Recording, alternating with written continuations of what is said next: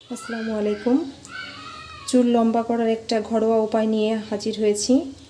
তার জন্য আমাদের যে উপকরণগুলো দরকার, প্রথমে ডালের পানি, তারপর চাপাতি, অ্যালোভেরা, নারকেল তেল, আপনারা চাইলে যে কোনো নারকেল তেল ব্যবহার করতে পারেন, কস্টার অয়েল আর জবা ফুলের পাপড়ি। তো এবার আমরা প্রসেসিংটা দেখাই।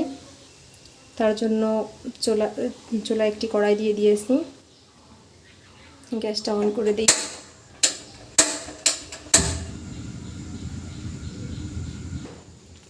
এবার কড়াইয়ে জবা ফুলটা দিয়ে দিলাম।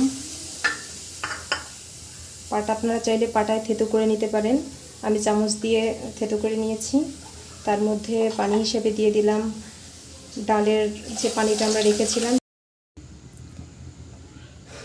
এখন জাল যখন উঠে যাবে তখনই আমরা দিয়ে দিব এক চা চামচ চাপাতি,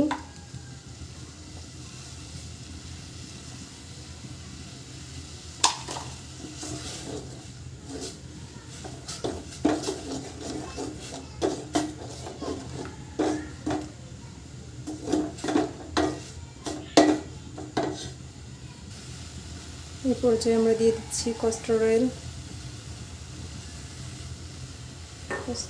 দেওয়ার পরে আমরা দিয়ে দিব নারকেল তেল।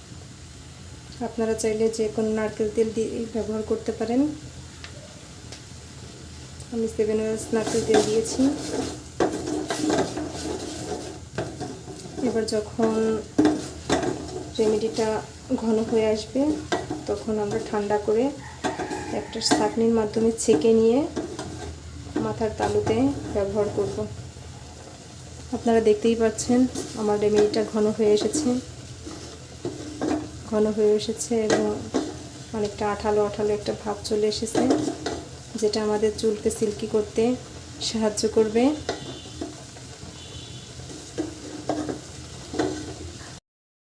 এ পর্যায়ে আমাদের রেমেডিটা কমপ্লিট। এবার আমরা ছাঁকনি দিয়ে ছেঁকে নিব।